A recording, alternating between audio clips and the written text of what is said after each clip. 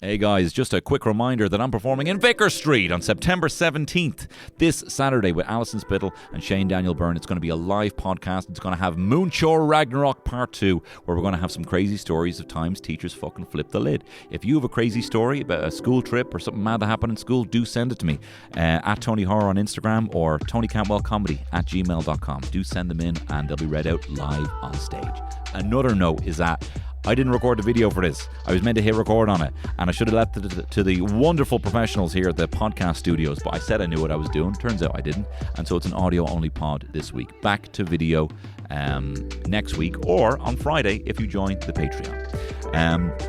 But just in case you think this is weird, why is he talking like he's gesticulating with his hands? It's because I thought there was a video recording the whole time. Anyway, still a very fun pod. Love you lots. All the best. Enjoy. All right, how you getting on? The Queen is officially dead. The Queen is officially dead. Long live the King, King Charles. The dog. Didn't think I was going there. He's a dog. If you don't want me to call... excuse me. If you don't want me to call King Charles a dog, then change the name of the dog. He's a spaniel. The spaniel and the Queen consort were in... You know, I call Camilla everyone calls it a consort, but I tell you, she is an absolute consort, that bird. Camilla is an absolute consort. The Queen consort. Diana would have been an absolute consort, God rest her. But yeah, the dog. He's a dog. Hey, I don't know who got the bigger ears, the goddamn King of England, King Charles, or the Cavalier Spaniel. I can't even tell who has the longer ears of the dog or the man who's in the monarchy. I don't know. I don't know what I'm saying, but let me tell you this. When I was in Italy, I made a hilarious joke. There was a woman petting a dog, and she was like saying to this Italian woman, she was English, none of my business, right? And she goes, "Excuse me, what was the species of this dog?" And someone who was also English, a lot of English people over there, he said, "Oh, it's a King Charles." And I said, and then I bumped in and I said, "Oh, how very apt. Son of the Queen." Right? And then this fucking exploded this Elwyn's head. She was like, "Oh my God! I never thought of it like that. That's what I do. I'm always kind of like, I'm the jester of the mind. Puff. I'm actually more of a genie because I puff everywhere. Puff. Ha-ha. I never thought of it like that. Well, now I've done my bidding and blown your mind. And then again, I said to my mother-in-law, she was like, we're talking about the Queen, and she goes, "Oh yeah, King Charles." And I'm like, "Yeah, that's the spaniel," I says. And she goes, "Ah!" Loved it. I think I should do more kind of humor like that. It wouldn't be my top kind of joke, but people do kind of like it, so maybe I should just do that instead of my shit. Or I'm having to bleep out every single word that I say. The language out of me sometimes. But anyway, the Queen is officially dead. My mate Jordan, you know Jordan, he is from a place called Nuneaton, right, in the Midlands. And when the Queen Mom had died, they held an assembly and they had to have a minute silence. And after a minute silence, everyone there sitting on the ground in the school hall, this little kid, tiny little kid, stood up and said, "The Queen Mom is officially dead." And I just love that. I think that's really cute. Don't have a thing about it, but I'm not about that. I don't really tell jokes. I'm more like painting pictures. I'm like fucking Monet. But the Queen is officially dead, guys. The official Buckingham Palace terrarium is turned at half dimness. And hey guys, now that the Queen is dead, how about we turn off the terrarium light and reimburse the people of Britain our few cents? It might not be much, a few cents here and there, but surely heating up a giant terrarium in Buckingham Palace to keep that lizard alive is worth a quid or two in the folk of the British people, unless Charles now wants to live there. Which you probably will. But no, the Queen has gone off to the big terrarium in the sky, part of the Draco constellation. The Queen is a lizard. I've already said this to you. No, it is, though I have to say, Sugar Shane Lowry. You know, I'm really enjoying seeing people compile the list of Irish well-wishers of the monarchy. And look, I'm not like a staunch, I'm no kneecap, right? I'm not posting pictures of the Queen holding a fucking AK with the British Army, you know what I mean? And I'm not probably educated enough to really even know the full imperial impact of Britain on Ireland and the rest of the world, other than, what my uncle who loves the Ram might have said. My uncle who parked his car in front of the fucking bins so that they couldn't take his bins, right? That's where I get my knowledge. He's like, not only am I not paying the bin tax, I'm not moving my fucking car. And what are you going to do, run me over in your bin truck? If so, then whatever. Then I'm a martyr for the IRA, So, But I would say that it is funny. I did see Sugar Shane Lowry after winning that thing in the UK, that golf tournament. And he's all like, just think of the Queen, what an incredible woman. And me and Terry were like, that's a shame. That's a shame. That's a shame, But everyone in the public eye who, has to kind of save face, I get it. I do things because, my mates want me to do it. You know what I mean? If you're there surrounded by a bunch of Brits and they're like, and what do you have to say about the Queen? Tremendous woman. You're like, I want to take this trophy and go home, and I don't want to get anyone upset with me. So I'll just say what you said. Tremendous woman. But I get it, right? Sometimes you have to go against your principles to kind of see what the vibe is in the room, right? Sometimes vibe is more important than your own principles, right? You're not going to have Sugar Shane Lowry going up there on Sky Sports holding a BMW logo trophy, and they're like, what do you think of the Queen? We're at her funeral here. And he's like, well, I kind of wish he didn't give the British soldiers medals after Bloody Sunday, He just says, tremendous woman, I get it. Right? But he's also probably sending dead Queen memes to all of his mates. Of course he is. If he's in a group chat, he's seen the clip of those lads Carja tap dancing to Another One Bites the Dust outside Buckingham Palace, right? I mean, I got sent a brilliant one by my mate John of Prince Charles running with the Money in the Bank briefcase, right? It's funny. Memes are funny. But also, I'm sure if I was in a room with like 6 Brits and I was 4 pints deep, I'm like, no, it is though impressive, like everything she saw though. Like it is impressive, like she's literally like from Churchill to the fucking Trust, you know what I mean? That's a serious legacy, you know what I mean? Shiting on, And I suppose you don't really get to decide whether you're born to the monarchy. Or whatever shite I would say. You know what I mean? Because sometimes the vibe is more important than your own principles, right? I said it all. Like take for example, I bought myself a pair of Birkenstocks. And I used to think Birkenstocks look fucking stupid. I used to think Birkenstocks looked a bit naff. I thought the whole concept of sandals was dumb. Socks and sandals, especially dumb, right? Yet there I am, stressing 2 days before I'm meant to fly off to Italy because my ASOS order of Birkenstocks has been delayed. And I couldn't even get the ones I wanted with 2 strap. I had to get a strap on the fucking heel, which I didn't like. But they were essential to my outfit. And there I am stressing about something that a year ago I thought was dumb. And I'm getting these Birkenstocks. Why? Because all my friends have Birkenstocks. Okay?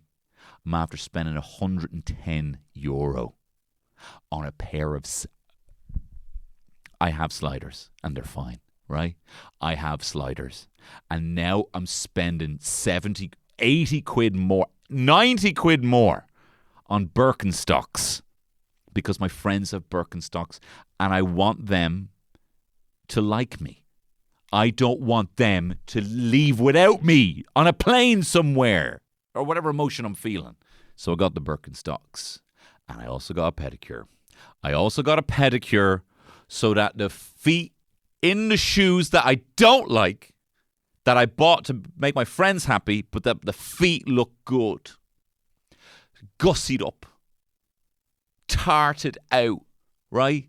Make my toes look nice so that everyone thinks I'm normal.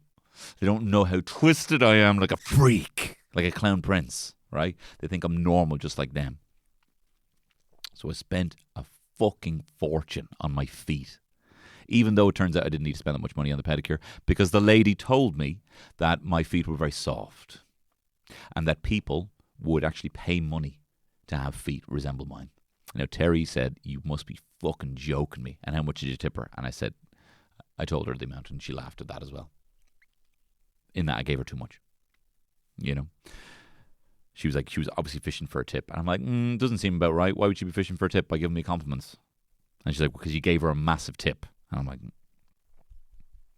but she did say that I had wonderful feet and my feet were very soft. And I said, here's a little trick for you. Do fuck all the time, and then your feet will be grand, right? That's what you do. Never play a sport. Never put on a football boot. Never put on a ballerina shoe. Never get up on your feet for more than 10 minutes a day. Do nothing, right? And then you can have feet. Become a professional influencer.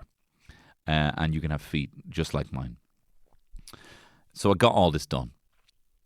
And it was the biggest mistake of my life, right? Because let me tell you this. As if I needed any more surface area for these goddamn mosquitoes, man. Oh my God. I was like a tart walking down the street. Scantily clad with my feet out. I don't want to, no one's a tart. I'm not having to go at anyone, right? But I was walking down the road and those mosquitoes were looking at my feet, thinking, look at this grade A piece of meat right here, wolf whistling, as I was going down the road, creeping down the street after me like Michael Jackson in The Way You Make Me Feel video, you know? Hey, pretty baby with those sandals on, you know? And I'm like, you know, walking down the road. And they went absolute fucking ham on my feet. I can't believe we just accept this mosquito problem, right? I remember listening to a Radio Lab. I think it's been dispelled since then. But this Radio Lab episode said that it was kind of going through the history of ways that we can permanently eradicate mosquitoes. Of course, malaria is the number one issue, not my fucking itchy feet, right? But malaria is the number, you know. So they're like, how can we get rid of mosquitoes? And there was multiple ways of doing it. There was ways of genetically engineering the females so they can't reproduce. There was ways of trapping them all in these big things. And they also found that there was no, environmental impact on all the mosquitoes leaving. They do not make up a massive portion of a diet for animals or anything like that. They're not like the bees, which you should also fucking be getting rid of. I don't know. Look, I'm just saying, mosquitoes, there's no point to them. Right? I think that's been dispelled since, or at least Terry told me it's been dispelled. Maybe if you know, you can tell me if that has been dispelled. I always forget how much of a faff it is going on sun holidays. It's a faff. Don't tell me it's not a faff, because it is. I go on a sun holiday to do less. I want to just lie there and do nothing. I want to do nothing. I want to do less. And now you're telling me I have to cover myself head to toe in a cream? Just so I don't cook up like a crispy chicken, bruv, in the sun. I'm having to douse myself in a cream. And how many times do you have to do it? Is that one? Is it once and then you're finished forever? No, you got to do like 4 times a day. You have to cover yourself in sun cream like 4 times a day. And then when you miss a spot, your wife is all like, oh, you're getting a bit of sun there. You're not doing your job. You're actually not doing your job because I can see it in your face. You've gone red-faced. Little red nose. Little Rudolph. A liar. Because you're not covering yourself. You're a liar because I can see that you're fucking burning yourself. And that's protection from the sun. After that, there's also the issue of the invisible ghosts that fly around to absolutely ravage your skin, right? These mosquitoes, right? These bloody mosquitoes, man, right? I keep acting like I can see them so that I can be brave in front of my friends. They're like, oh, where'd it go? It must be over there. Oh, there's a mozzie in here. I can see it. I've never seen a mosquito. Right? I've pretended every single time I've seen a mosquito. I can't see them. They're too small for my eyes, okay? And I'm not changing my prescription. They're too small for my eyes, so I can't see them, right? So now I have to douse myself head to toe with a chemical, and it is a chemical. It's fucking hairspray, right? And I'm covering myself head to toe on this just so... And does the chemical kill the mozzies? No. It just makes you smell like absolute shite that they just go somewhere else. They smell you, and they're like, no, I'm going to go for his son. I'm going to go for his wife instead, right? Someone who is not smelling like shit right now. I can't believe the only defense for a microscopic fly that we should be able to smack, but I can't see them, is we have to cover ourselves in shit, right? These blood-sucking ghosts that will ravage your body with open sores. And then again, I got a red nose from not doing my other job, cover myself in sun cream. And then I have an open sore on my foot from scratching. And then I get in trouble for that as well. So the mozzies ate me alive again. They ravaged me in the night, and they ravaged me in the day. And they were absolutely dancing the cucaracha on my feet. And the Birkenstocks seemed to make the problem even worse. The straps, and then Terry later was like, you should have really got a soft leather Birkenstock. I'm like, Terry, I can't have another job that I should have done. I can't have another job that I should have done. I was meant to research the quality of the leather, as well as getting stressed about whether I had the right shoes. But they made it worse, right?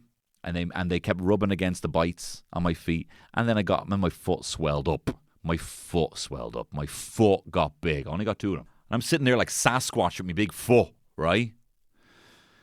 I felt like I was like some greedy bear who just couldn't get enough honey. Oh, Bob, that I got stung by a wasp, right? Because I was greedy. And then I got stung by, and then I genuinely got stung by a wasp. And then I got stung by a wasp. I'm sitting there with my foot up, trying to make sure the blood isn't going to my foot because it's so big, right? And I'm holding court, trying to move on with the conversation. We're there at the big long dinner table in this mansion. I'll tell you all about that in a second, right? And out of nowhere, a hornet, but 2 inches long, just dive bombs, goes right behind my glasses and stings me in the eye like 4 times. Stung me in the eye like 4 times. And my young fellow was laughing his ass off. He's like, you got stung by a wasp. You know? And he's like, are you okay? He keeps saying, are you okay? And I'm like, I'm okay, right? And then Terry, just straight to the rescue, right? Just covers a napkin in balsamic vinegar because there was loads on the table. I was pressing it against my eye, which was also stung loads, right?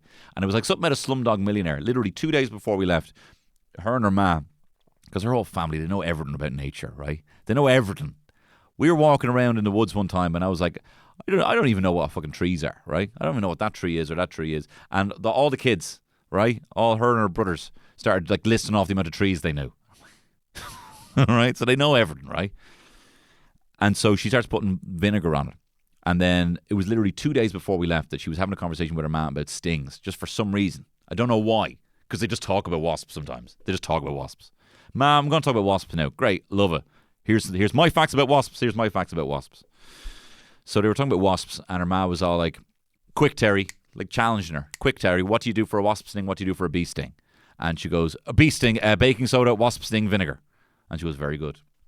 And Terry was like, loving that, right? Impressed her ma and her dad. And literally, it was like 2 days before that happened that she was reminded of that. And she straight away with the vinegar put it on my eye, and the swelling went down. But it didn't help with my embarrassment of having a big swollen face, and my gums started getting bigger. And everyone then as well, and I'm not superstitious, right? I'm really not very superstitious, right? I don't really believe in good omens and bad omens, or I don't really believe in luck, right? I do a full Razor Ramon walk under the ladder if I'm ever having a ladder match, right?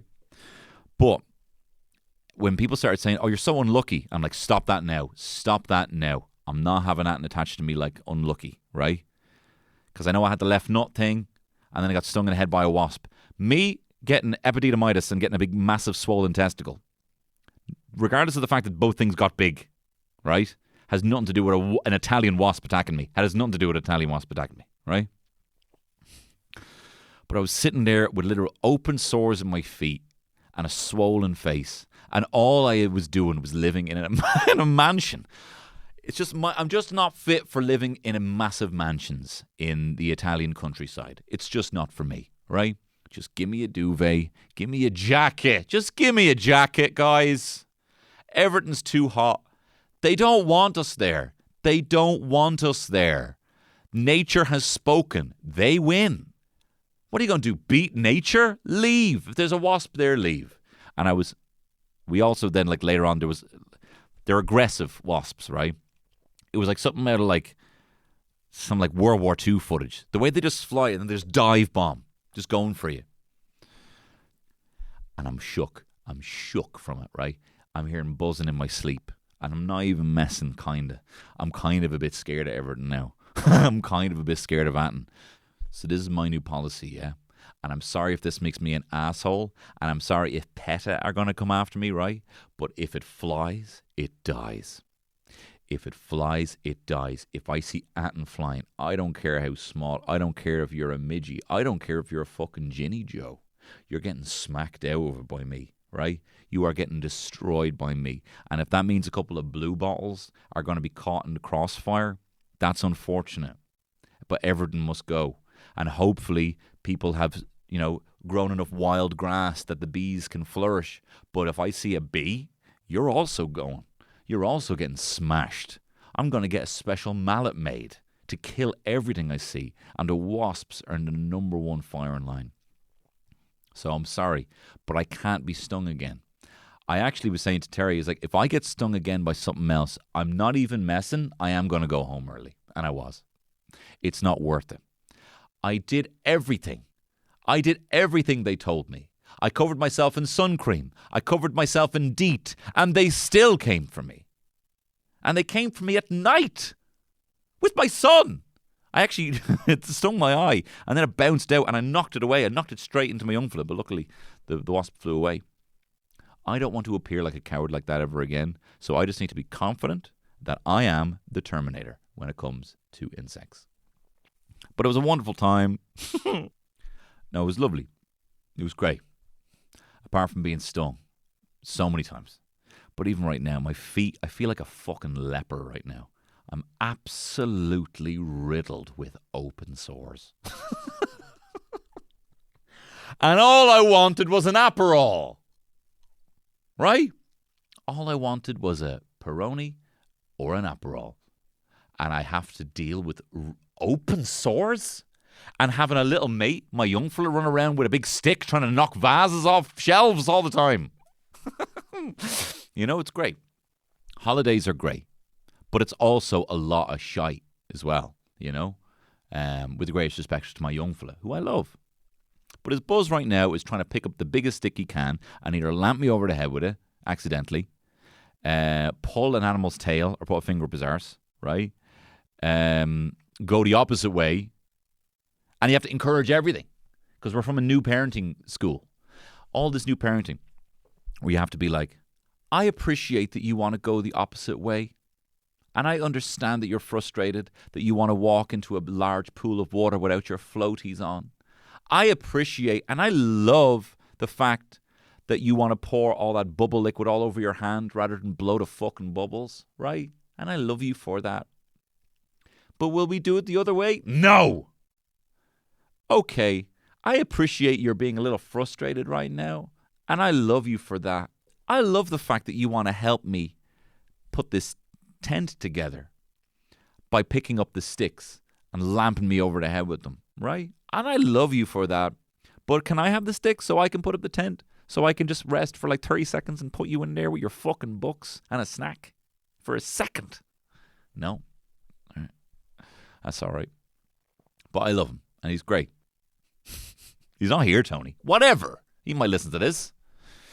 But it was lovely. Do you want to see the gaff we were staying? The gaff was kind of like the gaff that Vito Corleone goes back when he's Robert De Niro to kill the lad who killed his father, And he goes like, Mi padre's nombre is Antonio Andolini. And he just slices his belly across, right across the belly. 6 foot turkey, huh? Well, a raptor can slice you right across the belly. I can see your belly, and 6 foot turkey is going to come after it. Bit of Jurassic Park for you there. Anyway, so it looked like that kind of gaff. It was wonderful, despite the killer, the invisible killers. And they are. Just why are we not freaking out about this? Anyway, no, it was lovely. And I just find it insane as well that apps like Airbnb work in such a way that you can literally, just because there is square footage available, a bunch of millennials who like Aperol can just literally take over the gaff of a count for a week. It's mad. So it was a wonderful time. But look, if you're not drinking Aperol or whatever that crap is, you might want to check out the sponsor of this week's podcast, the Dubliner Irish Whiskey, baby. Oh my God, sponsor of this week's podcast.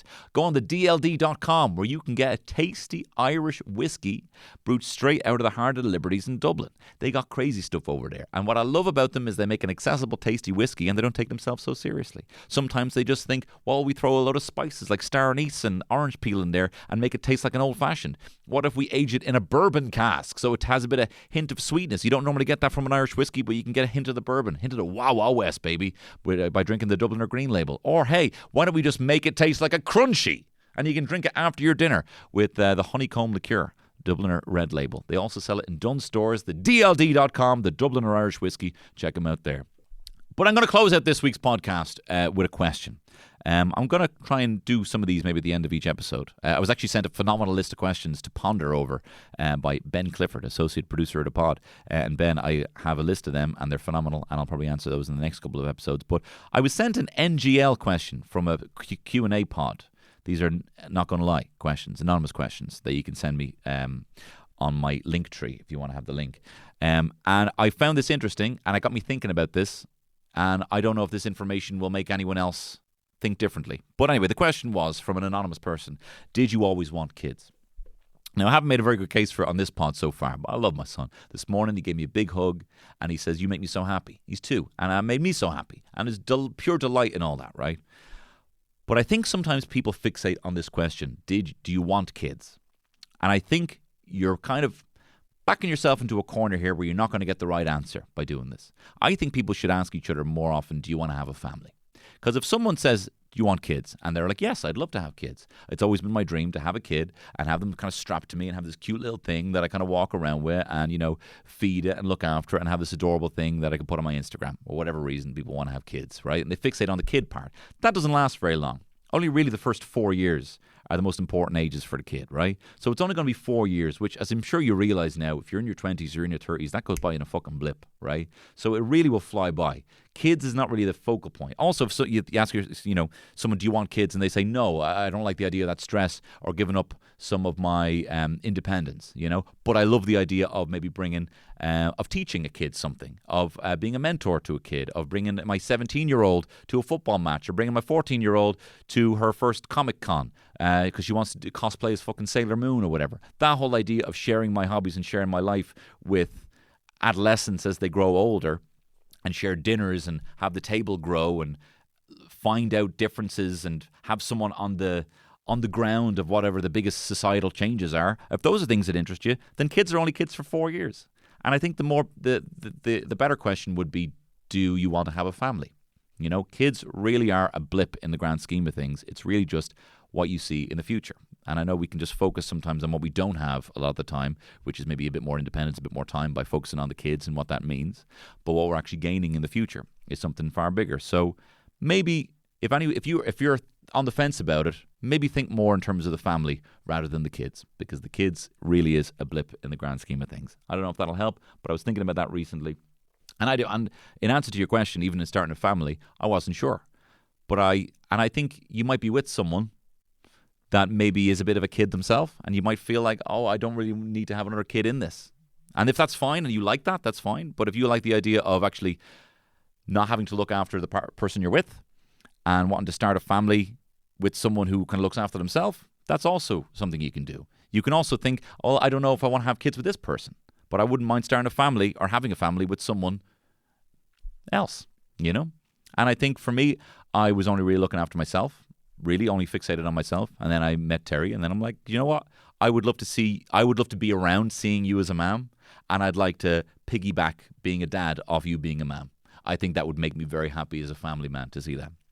And I've been proven right for myself. So that's a question that I've been pondering that was sent in to me anonymously. You can also send them in via the link tree. And I'm also going to have some questions that I'm pondering in future episodes. So if you have a question like that or anything like that, or even just some weird little anonymous bit of dirt you want to fling at me, mate, feel free. And listen, thanks very much for watching this. I'm not going to lie, I'm really tired. But the next episode I'm going to be full of beans. And let me remind you something. This Saturday, we're having a live podcast. It's going to be me, Alison Spittle, and Shane Daniel Byrne. There's still tickets available for Vicar Street on Saturday, the 17th of September, where we are going to be talking Moonshore Ragnarok Part 2 live. So if you have any crazy teacher stories, send them in to me. Send them in via the Instagram. You can send them in however you want, even via email, TonyCantwellComedy@gmail.com. Do send them in to me and they'll be read out live on stage at Vicar Street. Also, if you're coming to the gig and you have a funny school story, maybe it's the time you went away for school, your first school trip, a time a teacher absolutely lost it, do send them in. And tickets are still available for the gig, and the link is also in the description of this podcast. Thank you very much for listening. I love you. I missed you. All the best. Bye-bye. It's Tony Cantwell Shitshow.